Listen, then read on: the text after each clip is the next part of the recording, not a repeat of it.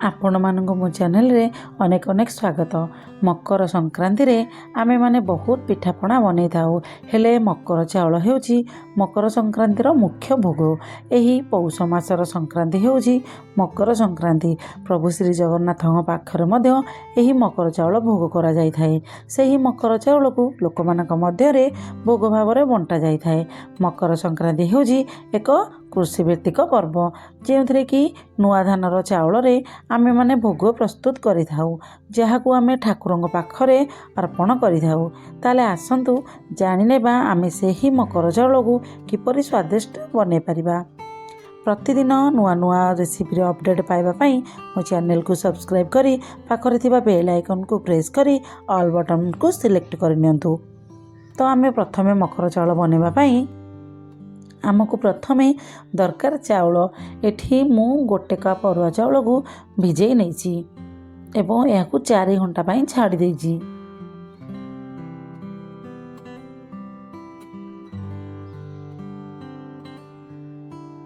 एई चाउल मु एठी गोविंद भोग चाउल नैची। आपण माने चाहिए एठी बासुमती चाउल मधे नै परिबे। गोविंद भोग आ बासुमती चाउल रे यार बास्नाटा भलो आसी थाए। जदि आपण मानक पाखरे एही चाउल अवेलेबल नाही आपण माने नॉर्मल चाउल रे मधे बनै परिबे। देखंतु सेही चाउल को भलो भाबरे धोई कि मु रखिची। बे गोटे ग्राइंडिंग जार आनी हम से चाउल को सुजी दाना भली ग्राइंडिंग करनेबा। इतरे 2 चम्मच खीर दे ग्राइंडिंग करबा, पानी बिल्कुल भी देबा नाही।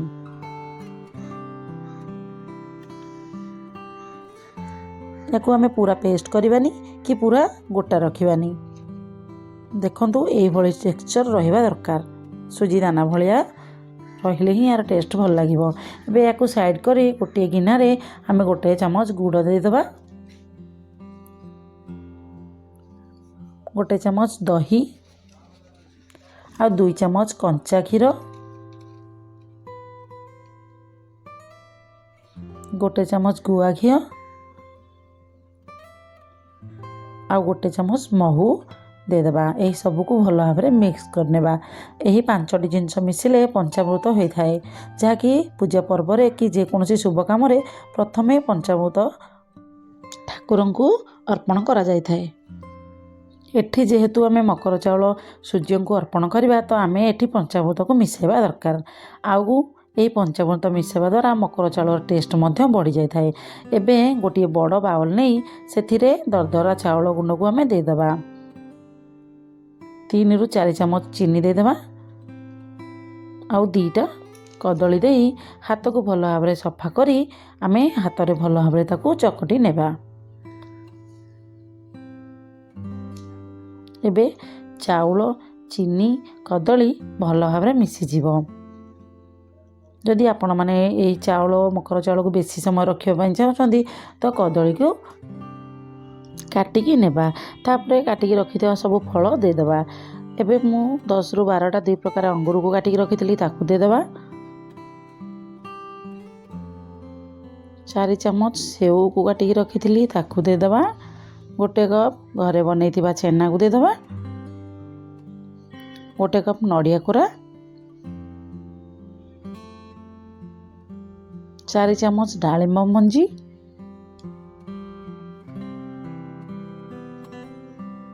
अल्प नडिया को काटिकी रखिथिली ताकू दे देबा।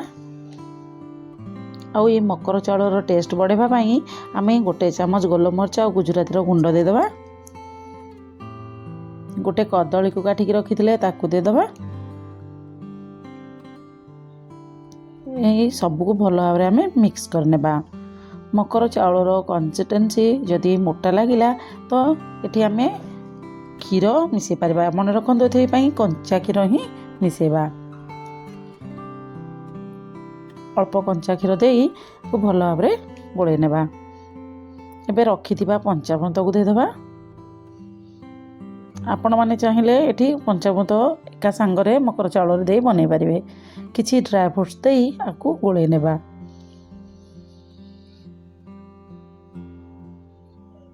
ए सबू भलो भाबरे पूरा मिक्स होला परे लास्ट रे आमे गोटे चम्मच अदा छेचा दे देबा।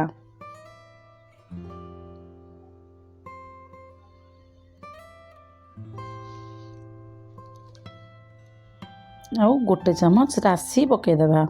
ଆପଣମାନେ ଏଇ ଧଳା ରାଶି ଜାଗାରେ ଚାହିଁଲେ କଳା ରାଶି ମଧ୍ୟ ପକାଇ ପାରିବେ।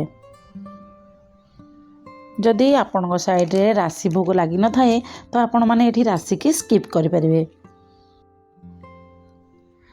ଏବେ ଆମର ମକର ଚାଉଳ ବନିକି ରେଡ଼ି ହୋଇସାରିଛି। ଆପଣମାନେ ଏଇ ମକର ସଂକ୍ରାନ୍ତିରେ ଏହି ଉପାୟରେ ନିଶ୍ଚୟ ଏଇ ମକର ଚାଉଳ ବନାନ୍ତୁ। ଆଉ କେମିତି ଲାଗିଲା ମୋ ସାଙ୍ଗରେ ସେୟାର କରନ୍ତୁ। ତ ଆଜି ପାଇଁ ରହିଲି, ପୁଣି ଆସିବି ଗୋଟେ ନୂଆ ରେସିପି ନେଇକି। ସେ ପର୍ଯ୍ୟନ୍ତ ରହିଲି। ଜୟ ଜଗନ୍ନାଥ।